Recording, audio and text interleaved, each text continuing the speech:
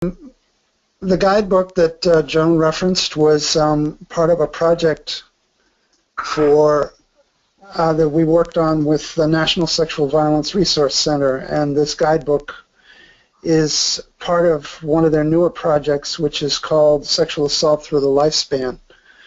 And it's a program, it's a 5-year initiative aimed at helping service providers, folks such as law enforcement, advocates.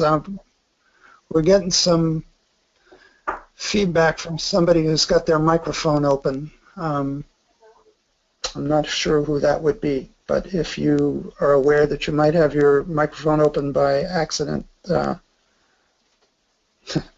be good. Anyways, the Sexual Assault Through the Lifespan is a 5-year initiative. It's designed to help service providers like law enforcement, advocates, health professionals, prosecutors, and anyone else who works with this population to reach out and serve survivors of all ages. The effort came from a recognition that people experience sexual violence at all ages.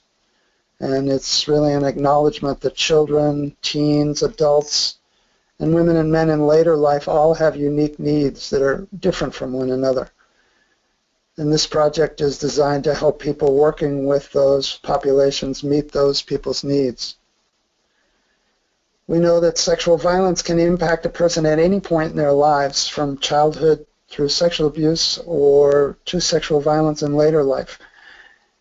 And this project really tries to direct a trauma-informed approach to services. And it tries to look at the gaps in service delivery to see how they can address those gaps to serve those populations who may fall through the cracks in our systems.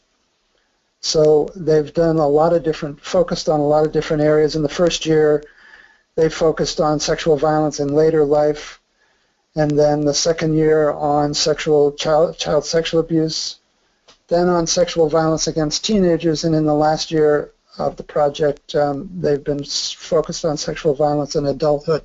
So it's really covered the full range of the lifespan. So now we'll tell you just a little bit about this particular project, the Family Reconnection and Reunification project that we've been working on. Great. So this is, we thought that it might be helpful to just sort of begin with some definitions. But even before I do that, I just wanted to say that it really is, I think, very courageous for many people on the call to even take the time to look at this issue. And I think both Peter and I actually love wonderful and difficult conversations. So we're hoping that we can get some great questions coming forward. And if you have questions anywhere in this talk, just type them in. We'll try to get to them when we get to the Q&A part. But we want to just make it clear that that it's a process that you can stop at any point, and it's also not right for every family. So we thought we'd maybe start before definitions, even talk about our values. And that first to say that we don't think that every family should go through a reunification process. There are families which don't have the resources where the person who abused doesn't take responsibility. So there's many reasons why not to do it. But we want to explore the times where it does make sense. Second, I also want to say equally that there are many, many families, as we know, that never report sexual abuse. The report's not substantiated, it remains unfounded, or there's no conviction. And so we hope that some of the tools that we'll talk about in the booklet may be helpful for people in terms of thinking if they're going to be in connection, how do they do that safely? In terms of the definitions that we're using, we're talking about family clarification, first and foremost, which is sort of a structured way to look at what happened and to acknowledge and discuss how a family will handle the harm and the abuse it's caused and the impact that it has on everyone.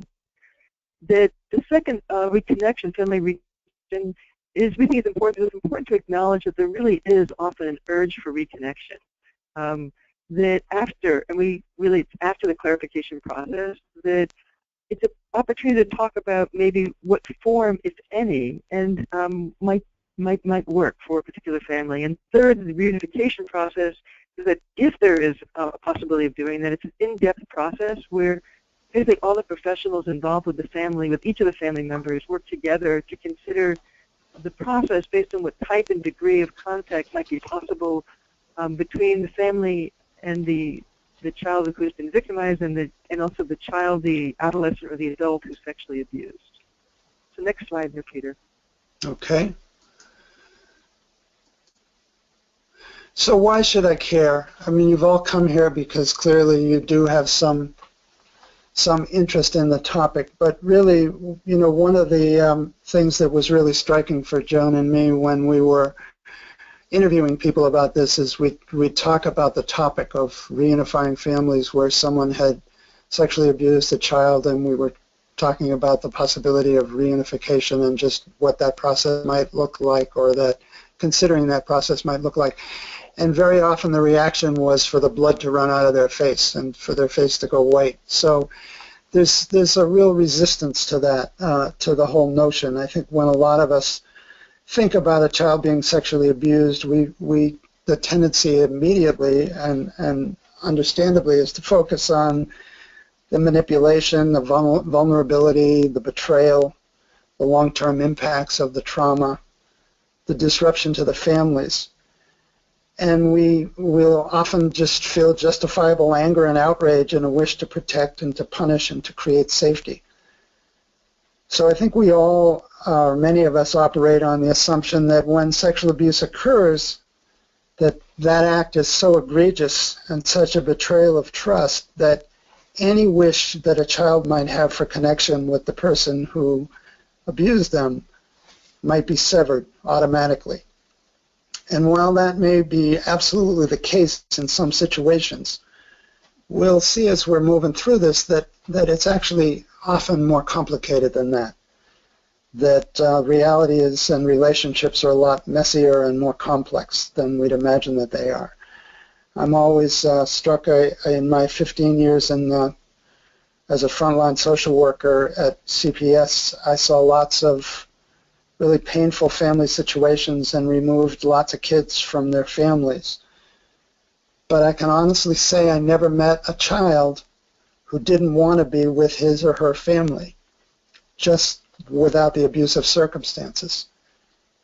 And even more surprisingly, I never met a parent who, once you got past the defensiveness and the shame, didn't in their heart of hearts want to be a good parent. So the reality that we're really facing and operating in every day, those of you who are working with families, is that like it or not, and whether we ultimately support it or not, family members want connection. And one of the things that's really changed in the time since I stopped being in Child Protective Services is social media. Social media makes it much easier for people to connect with one another, whether we want them to or not. So that drive towards connection is going to be something that we really have to manage. And so planning really increases the ability to control that and monitor it, and even to get buy-in around it if it feels like it's a team effort, including the people that may want to have contact. And it's really then important that to understand that those supports increase safety and healthy outcomes in the long run. So that's really the answer to that question, is why should we care? Because it's a real drive that many people have. There are some important concerns, of course, that need to be addressed before it's even considered to reunify a family. And first and foremost would be the abusive person's ability to control their behaviors. Without that surety or confidence that was something that person had really worked on and made some progress on, there's really no justification whatsoever for moving forward. The second piece would be the family's ability and their commitment to support and reinforce changes. And one of the real ways to being successful at that is if you can create an alliance with the family, as opposed to, as a Child Protective Services, I was often in a conflictual relationship with the families, and it really was a prescription when that happened, and when we weren't able to get by that, when they weren't able to get past their defensiveness, it was a real prescription for failure about instituting any long-term protective factors for the kids. You certainly want to assess and have the ability to assess the risk for victimization, re-victimization, and you want to hold the interests of the victimized child as top priority, first and foremost, in any discussion about whether this is a good idea to move forward with reunification. And the other really important piece, and I worked in a rural communities, and having supportive services and access to effective supportive services and resources before, during, and after reunification, if it in fact happens, is really critical to its success. So those are things that anybody who's even thinking about this really needs to consider. So another reason why it's important to care about this is because we're all impacted by it. What we know is that historically 1 in 4 girls, 1 in 6 boys have had some kind of unwanted or abusive sexual experience in childhood. We're all likely to know someone close to us, or perhaps we ourselves had a similar experience. So we carry those experiences in some form throughout our lives. But we know that the impact can vary depending on whether a child had support, whether they were accessible, and whether the individual felt safe enough to get the help. So those are things that we really need to address as we're thinking this through. But self-awareness is going to be really key for any provider who's working on this issue with folks, because we all come to this work with certain understandings, certain stereotypes, certain belief systems, and being aware of those is going to be really critical to success. And it's also important to know that fear is a real basis for a lot of the immobilization that we see in families, and that if we can make the families feel safe, we have a much greater opportunity to engage with them effectively. So then there are a lot of cultural considerations that really need to be taken into account when we're considering any kind of reunification. And, you know, in my child protective work, again, what I really constantly was reminded that there are multiple cultural influences in any family. In fact, I used to say that every family had its own unique culture, and it's made up of many different things, even though we all tend to lean towards identifying somebody according to a single identity, something that is visible, something like race, ethnicity, class, gender. But the reality is it's often more complicated and more of a blend of influences. And that's something that, again, it's really important. This is something we all know, but it's really critical that we as providers constantly remind ourselves of this. You know, a positive or negative history with services can have a really distinct effect on someone's engagement with services in the present. So if we use a trauma-informed approach, it's safe to assume that anyone with past experience about having outside services or outside intervention, even if it ultimately was positive, they may have had some traumatic elements. So it's important to remember that resistance is a normal self-protective mechanism. It's not necessarily an unwillingness to create a safe plan. It's just survival. And there's a great opportunity often once you start looking below the surface, because you can find that there are a lot of resources or skills or support options in their various communities that you might not be familiar with if you're not part of their cultural group. So there may be beliefs, family structure issues that can serve actually as a support mechanism for them. So it's really helpful to sort of dig in and find out what's going on in their families. And again, that self-awareness, if the people we're working with share characteristics with us, we may have assumptions about how, people like us behave. So that leads to a potential for false assumptions or judgments, either positive or negative. Or we may have a stake in accentuating the otherness of this particular family or individual, to distance ourselves if we think that this is not something that we would ever, or people in our group would ever do. So, Joan, I think you're next.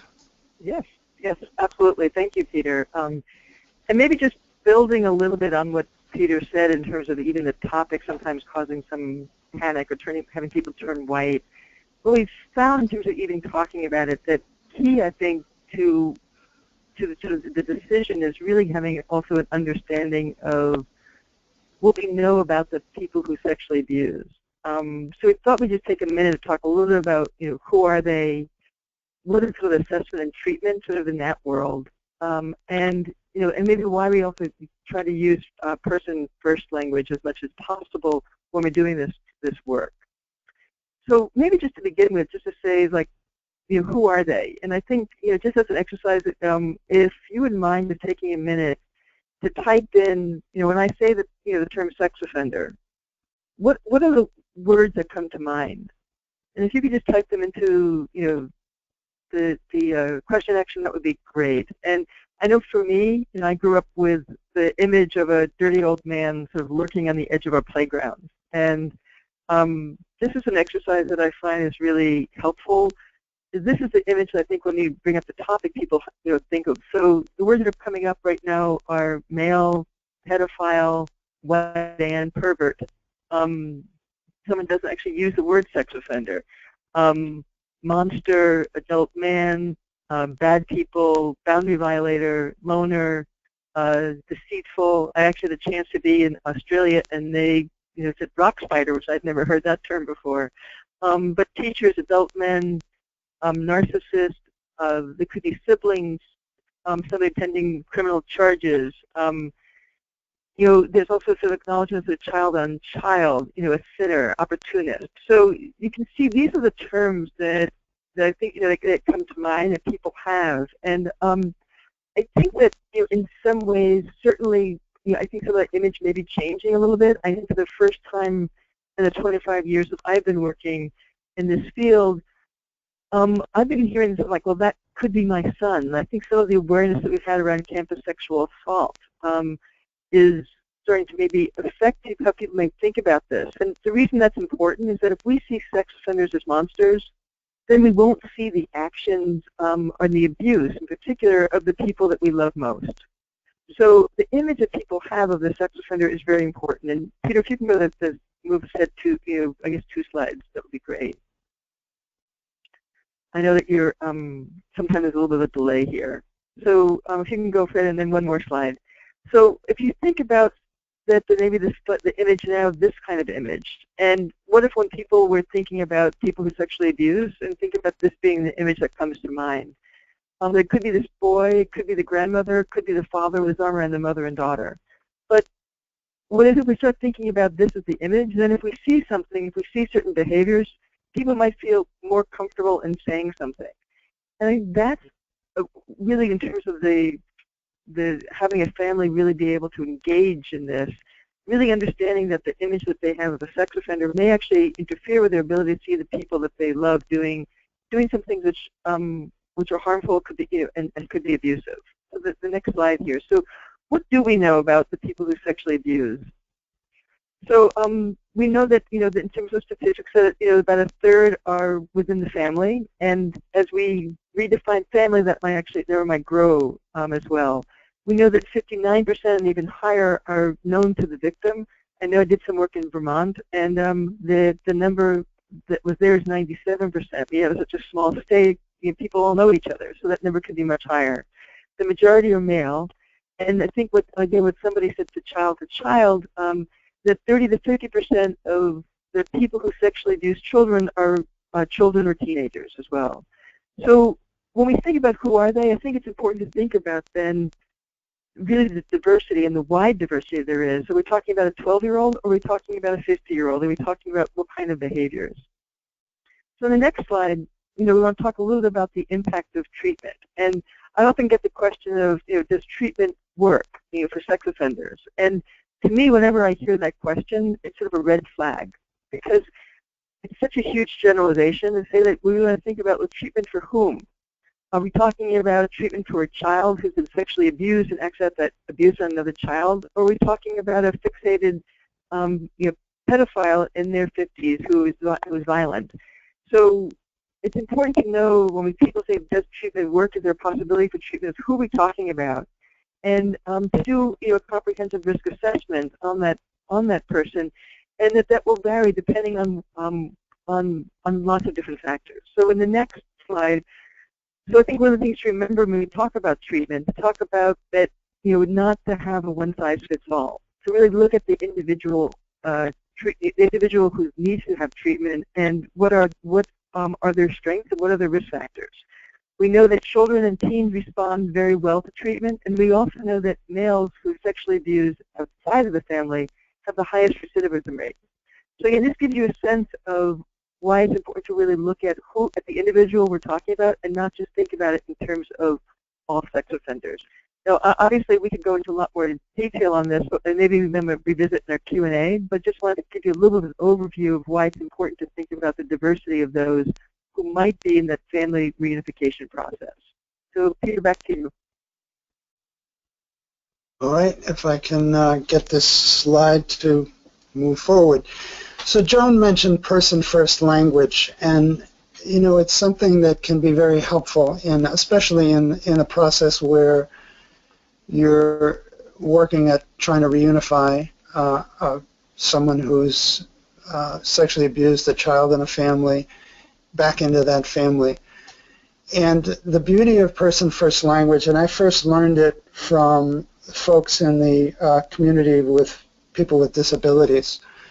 And the beauty of it is that it really avoids defining people solely by their experience or by a single characteristics that they have. So we found that there's a real value in applying that principle to the sexual violence field as well.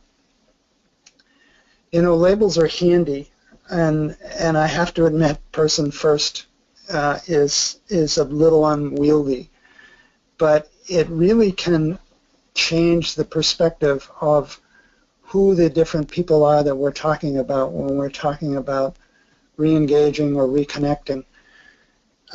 Labels like perpetrator or abuser or even victim of or even survivor, they can lock people into an identity. Now, people may want to use terms like survivor as an identity that they want to that they revel in for some period of time. But the beauty of person-first language is that you can talk about that experience of surviving sexual abuse. I'm a person who survived sexual abuse. It doesn't become the sole identity of who you are. It doesn't become your label of long-standing. I often hear people, and I have spoken myself about my abuser, and the problem with that for me is that it locks me into a relationship with an individual around an event that happened 40 years ago. And that's no longer my relationship. The person who abused me is what that person is. The fact that I was abused by that person is what is reality. But it's an experience. It's one of many qualities that each individual has. You've probably heard the difference between, people talk about the difference between shame and guilt. And the beauty of person-first language is it really allows for the possibility of growth and healing and developing new identities. So the difference between shame and guilt is that guilt is thought to focus on remorse or feelings about something someone has done, whereas shame would be a focus on their core identity. So a word like abuser or perpetrator would promote that notion of this is their core identity, this is who they are, whereas someone who has committed a sexual offense, someone who has abused a child, they can move on from that. They have the potential to address that issue, address that wrong, understand what was going on for them at the time, and try to change and control those impulses. So again, although it can be unwieldy, especially as you're first using it, it can actually have a very effective power to change how people think about the individuals involved in an incident of sexual abuse. So Joan, you want to talk about these? Yes, absolutely. So just to let people know that for those people who sign, since you're on the call and you, on the webinar and you signed up for this webinar, we have your email list. So as soon as this guide is released, we'll certainly send you a notice about how to get a copy of it, and it will be for free. So I'm going to give a very quick overview of the 5 sort of possible steps that is outlined in the guide. And so the first one is to make sure that everybody gets treatment. So everybody in the family, and so that it's really important that, for example, that if it's a child or adolescent who has sexually abused another child in the family, that both of those children get treatment, and that also that's the family and the key support people in that family also are engaged in that treatment process. The second piece then would be an assessment of readiness, and this is where it's important to do the assessment of readiness both of the victim as well as the family, and in addition to also the abuser, the person who abused as well. So that if any of those people are not ready, so if, for example, the child who's been victimized is ready for reunification, but the child or the teen or the adult who abused them are not taking full responsibility, then the family may not be ready at that point, and they wouldn't necessarily go forward until it really is something that each of the professionals say, yes, there's something worthwhile, and would actually help with the health. And I'm doing really broad steps here, and I know I'm rushing through this a little bit, but again, a guide will give some more details here. The third part is a clarification, which I talked about earlier, and again, if somebody if the person who abused does not take full responsibility, then it's hard to move forward. It's hard to sort of think about a safety plan. So the clarification process is a chance for that to happen, but also for a chance for everybody in the family to make it really clear that it is not the victim's responsibility, it's not the victim's fault. So that is a really important part of that clarification process. And when the first step is usually a letter, which is written by the person who abused, that letter doesn't go directly to the child who's been victimized. It first goes to that person's therapist, and then it goes to the child victim's therapist. So making sure that there's no language that might even inadvertently minimize what has happened or not claim full responsibility. So after the clarification process, then there's a safety planning, and this is where, depending on the kind of contact that's going to be explored, this is a chance where there really a safety plan can be put into place for everybody involved. And then again, if the family or the person abused or the victim does not agree to the conditions, then it doesn't go forward. And finally, then, with all of those different steps, if those are all met, then reconnection and reunification is possible. So that's sort of just a very brief sort of 5-step process. Again, the booklet is coming out through the National Sexual Violence Resource Center, and we will make sure you get that as well. And that this process is going to outline, so it makes the assumption that the abuse has been reported, it's been substantiated, and that the person who abused is held responsible or convicted in some way. So when we say treatment for everyone, that's actually the key part in terms of a starting point here, although we acknowledge that most families don't get that far. So some of the tools, like around safety planning, might be actually helpful in this as well. So, Peter, just want to step into the guiding principles? Sure. So there are some guiding principles for that process that Joan just described. That really would be applicable no matter what. Everyone brings a unique set of assumptions and principles. Now that's, there's going to be quite an array of professionals involved in all likelihood. Every member of the community deserves to be safe. We want to acknowledge the harm caused to everyone, not just the individual child who was abused, but to the family, to the extended family, to the community as a whole. Use of a trauma-informed approach, current best practices. Of course, do no further harm, and that's something that requires constant vigilance.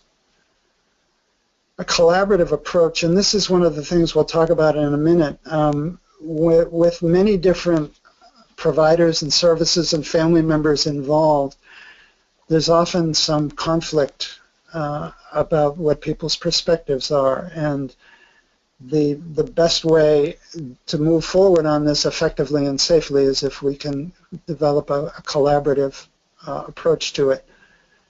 Make sure that interventions are culturally informed and strength-based, and that everything we do increases the protective factors for the child and for the family as a whole. So, who's going to be at the table? Now, hopefully, as we populate this, your role will show up. If not, I apologize in advance. But there's a lot of different possible players at the table. And each one is going to have their own perspective, their own role based on their experience. Some are going to be constantly visible.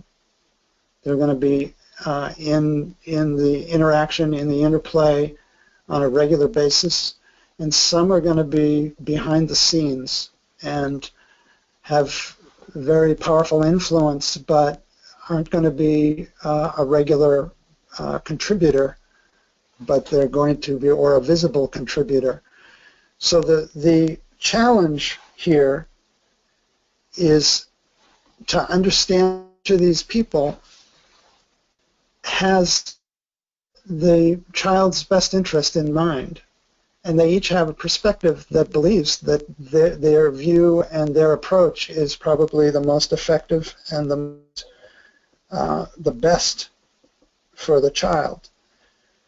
But unfortunately, I think anybody who's ever attempted any of this work will agree that there's likely to be differences of opinion, differences of priority, differences of perspective, and that often leads to conflict and a belief that the other person just doesn't get it. So one of the real challenges that we all face in doing this work is to understand what vision is driving every person at the table, and to try to figure out what's the foundation of that vision, and to really think about how it might be in the best interest of the child to pursue that vision.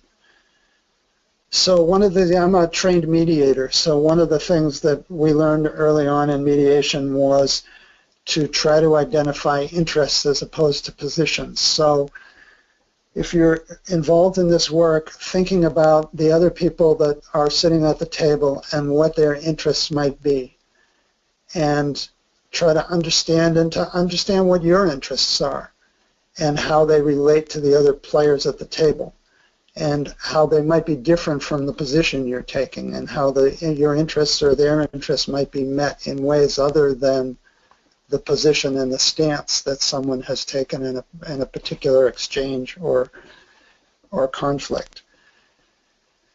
Looking at what are their strengths, how can those strengths be corralled somehow to further the best interests of the child? And what are the points of potential alliance and potential conflict?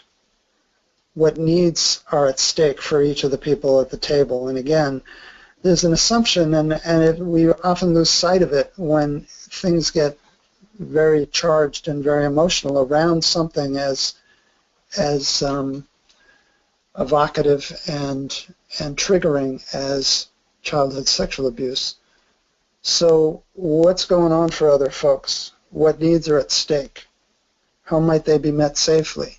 And what actions are being triggered for each of us? What feelings and emotions and beliefs and experiences from other situations are we bringing to the table when we come? So it's a really important part of this whole process for everybody to be very self-aware of of what experiences, what attitudes, what beliefs they're bringing to the table, and to try to understand the others who are at the table. So, I think we're at a point now where we'd be open to... Yeah, Peter, I wanted to finish to say we have tons of questions coming in, so thanks everybody. I think we easily, I think Peter and I are doing actually a full day training on this, and we sort of laughed about how we're going to try to squeeze a full day into 30 minutes, and I think I see why that's so difficult, because there's some great questions here, and I'm not sure we'll get to all of them, but we'll try to get to as many as possible.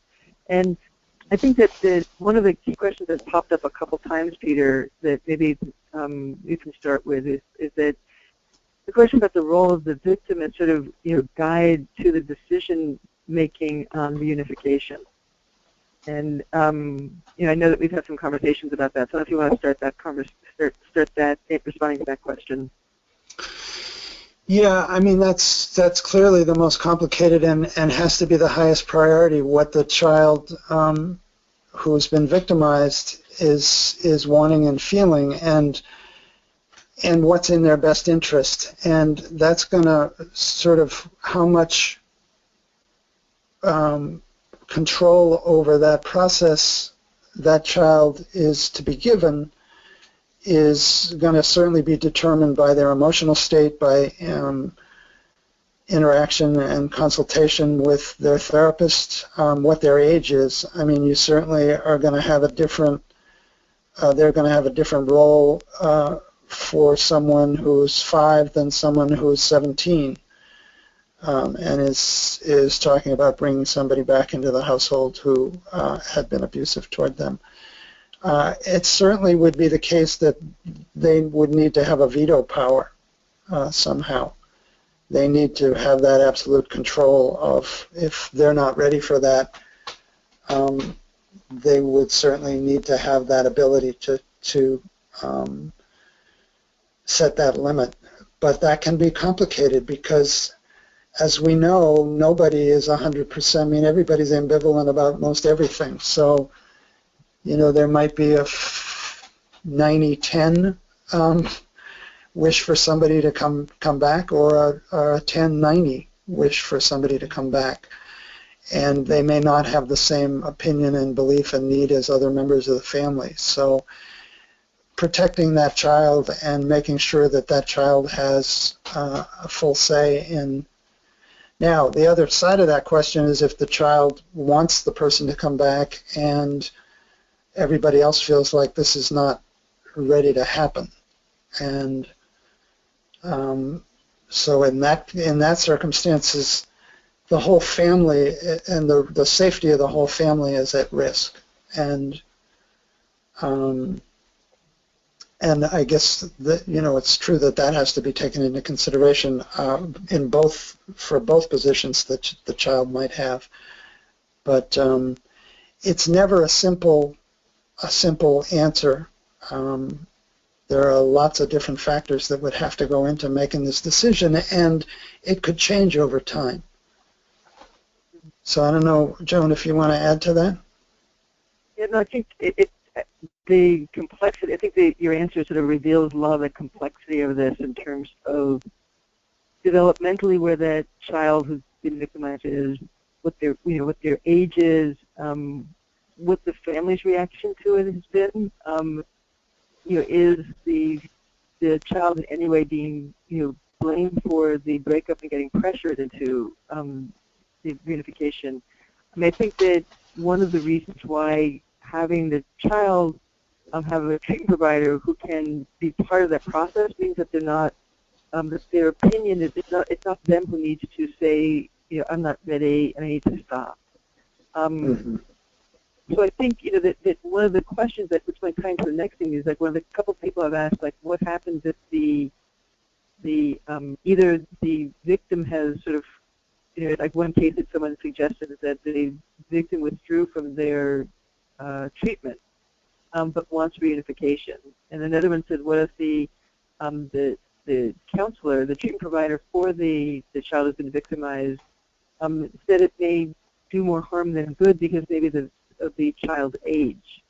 And so one of the questions comes forward that what happens when there's not a treatment provider, for that that child has been victimized. And one of the important responses here is that that there are other people who may be providing treatment for the family, so that the child has been victimized, even if they're no longer directly in treatment, that the process going forward would have some sort of treatment provider who is providing help for the entire family through that decision process. Again, assuming this is a situation that has gone through, and the person who abused has been convicted. So I'm wondering if you want to answer some of that question as well, Peter, about what happens when either the victim no longer wants treatment, or is maybe too young to really benefit from treatment at that point in their life. Yeah, I mean, the first thing that comes to mind is wondering whether the child would be willing to see someone else. I mean, I think we all know that not everyone is the right treatment provider for a particular individual, so it may be that, fresh eyes would be acceptable to a child. And again, so much depends on developmental stage and age. At some point, certainly at a young enough age, the decisions just have to be made based on what's in the best interest of the child, certainly taking into account the child's wishes.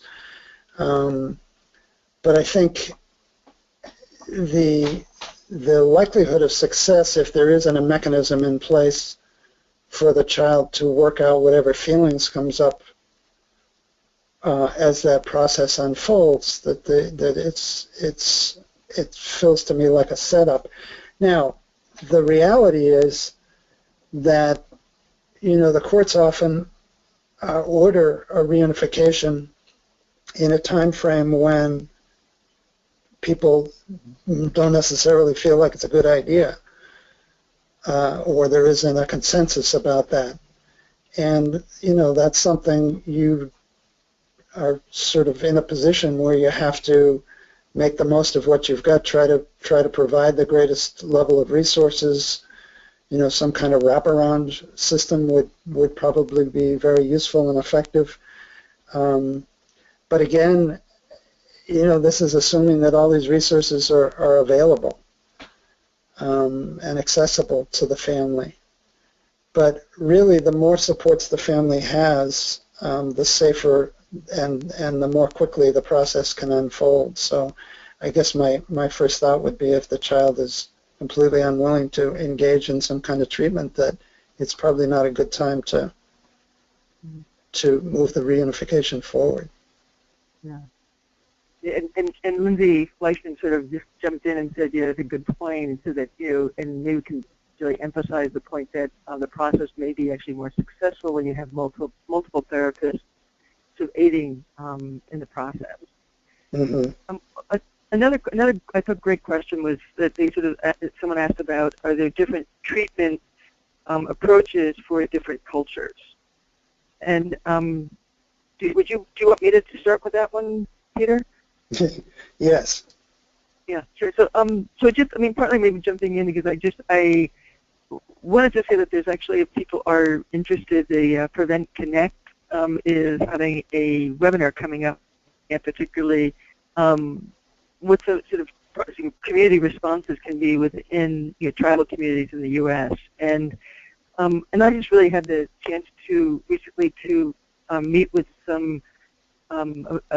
Within New Zealand, and I had a chance to meet with some clinicians who work with Maori, who are Maori, in New Zealand, and I was just so impressed with the way that they took sort of what I would say is sort of research-based treatment methods here that we would accept here in the U.S. for sure, but that they wrapped that within their cultural traditions. So that treatment began with actually, rather than sort of having these individualized, treatments, sessions, they certainly had the individualized session, but then the first session was a weekend retreat, and it was at the a traditional house, and that the elder woman involved would need to sing the invitation to the person, basically the person who committed the sex offense, to invite them into the traditional house. And by doing that, I thought it was just like an immensely radical way of sort of saying that, we're respecting who you are, and we're inviting you as well as your family and your ancestors. But what also I thought was very radical was that by accepting an invitation, and you had to specifically accept it, that you were also accepting responsibility for what you did. So there are different, those are sort of just maybe two different cultural examples where I think a lot of the same, research that we use is valid within any cultural context, but that how that then is wrapped so that it actually addresses some of the cultural considerations is so essential, because as Peter mentioned earlier, that certainly every culture is different, but every family has a culture as well. And part of what the therapist or the team of therapists have to do is really listen to those cultural norms and make sure that they enhance safety as opposed to maybe prevent that. Yeah, and I wouldn't add a whole lot to that other than just that self-awareness, again, about what our assumptions are, what our beliefs about, especially if it's actually even whether it's a culture that we identify with or not, that it may not be the case that what would work for us would necessarily work for an individual in a particular family or a particular family as a whole. And just being aware of those differences and being conscious of trying to eke out what their norms are and what might be useful to them in terms of their cultural and individual norms and beliefs and practice. So another question that came through was, what are some questions that that going into family reunification that a therapist might want to consider? I don't know if you want to try taking that one first, Peter. Sure. Well, I think first of all, where the identifying both where the child has been victimized and the person who committed the abuse, kind of where they are in their treatment process is really a critical first step. So assessing whether there's a readiness on both of their parts, and then a readiness on the family's part, because the family is going to play a really critical role in kind of normalizing a new relationship between those two individuals and between the family and each of those individuals.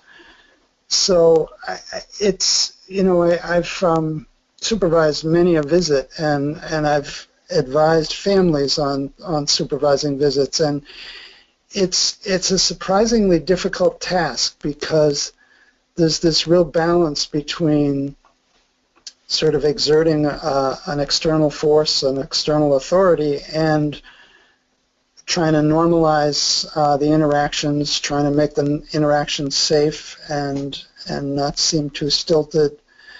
And the best way that I've often found to accomplish that is to get everybody working off the same page.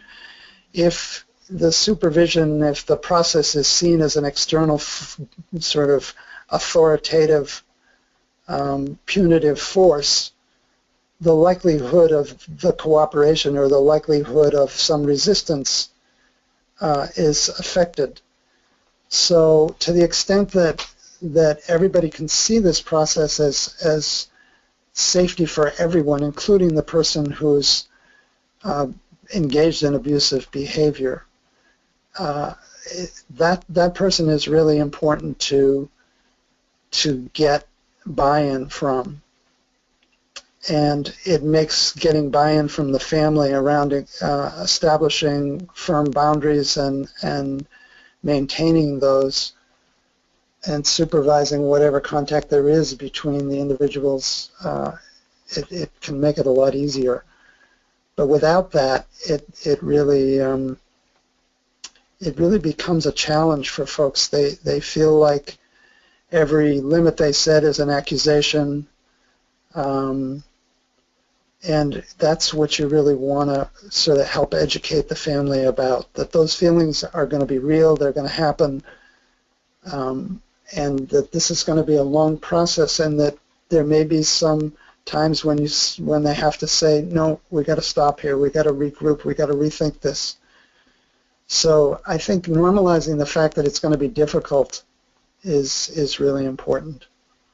I don't know if that really answers the question, but yeah, no, I think that's great. I think maybe the few quick things I would add to that is also just we often think about when we're looking at the trauma of sexual abuse, we sometimes forget to look at the strengths of the family as well, and that's a really key part of the process. Make sure that the strengths of each member of the family is sort of brought to the table, so that it really is an opportunity to build on what's possible. Also look at maybe what resources there are outside the family, not just within the family, but outside the family that can be brought to bear. And last, I would say that, just building on what you were saying about boundary setting, but also to make sure that the family has the skills to confront behaviors when maybe those boundaries are being pushed up against a little bit too much. And so that if a boundary is being set with a family safety plan, does everybody in the family feel comfortable saying, we agreed to X, and we're seeing that you're actually not following X. So do people have the ability to actually say that? So that we said that, that we agreed that we respect, closed doors at all times, or that we agreed that except for the bathroom, all doors remain open, but we're seeing your doors closed. Do they feel comfortable reminding people of what the family safety plan is and their boundaries? So those are all part of, I know this is very quick, and unfortunately, we're just at the top of the hour. So we very, what I would say is that we have a lot more questions to hear. Certainly, I think the booklet will answer some of these questions, and also if you want to go forward a little bit, we have, I think, our contact information in here as well as other resources. So Peter, if you can just go forward on the slides a little bit. I think you'll see that. In fact, that what we have is in the slide deck, which you can download from the Neary Press website, you'll see some additional resources that are listed here, and in particular, like there's some that both CSOM, the Center for Sex Offender Management, and here the Resources for Resolving Violence also have wonderful information about family reunification. We also can see the references that we quoted on the slides themselves. So, excuse me, so those are there as well. Then also you'll see at the end is like how to contact us, Peter, or me, and then also just wanted to maybe to end here to say that the next Neary Press webinar will be an overview of juvenile risk assessment. Maybe you can go into the next slide, Peter. And that will be with Dr. Phil Rich. And that's it's actually a series that there is the first time we'll be charging for the series, but it's really in-depth. You get CE credits as well, or that they're available to apply for, not included in the price, but they're on May 10th, 17th, and 24th. Also coming up is the some offline training. These are happening in Albany, New York, on contemporary practice in the treatment of sexually abusive youth, and also the assessment of juvenile sexual risk, also by Phil Rich. When you're on the Neary Press list, if you go to the next slide, that you've signed up for this webinar, that you also will be getting the Neary Press free newsletter. And this is actually a one-page newsletter. Our idea is to be short enough to read over a cup of coffee, that takes some of the most current research and puts that into something which is easy enough for you to read, and so you can stay current with some of the issues, particularly we focus on kids with sexual behavior problems. Then to say that the next free webinar that we're doing is with Jill Stinson, which is talking about treating adult sex offenders. That's also free. And last, I would say that the only reason we can do these is that we do have sponsors, sort of like NPR. I'd like to take a moment to thank our sponsors here, the Center for Clinical and Forensic Services, the Crime Prevention Branch, the Family Life Counseling and Psychiatric Services, Jarena Associates, Gippsland Center Against Sexual Assault, the Houston Transition to Wellness and Counseling, Leo A. Hoffman Center, the Massachusetts Department of Mental Health, the Morrison Child and Family Services, New Hope Treatment Centers, the Ramsey County Corrections, St. Mary's Home for Children, Yarrow Counseling, and the National Sexual Violence Resource Center. And also last to say that you can become a sponsor, that the next page, if you, it's $98 for individuals and $250 for organizations. You're guaranteed a seat at the table for every webinar. I know this one was sold out, so if you did not register early, you would not have gotten in. You have access to CE credits, and you also get 2 newly pressed books. We believe this is really a nice win-win situation for everyone. So please help support us. Sign up for to be a sponsor. And last, I want to really say that it's been a pleasure, Peter, to do this with you. So thank you so much. And thanks, Tim, for your first round as our technical host. And thanks, everybody, so much for participating. We really appreciate it. It's been great. Thank you for joining us today. We really appreciate having you with us and your interest in the topic, which is a complicated and important one. So thank you. Thank you. And please remember to sign out so that you can get the feedback form as well. Thanks very much, everyone, and I hope to see you next month. Bye-bye. Bye-bye.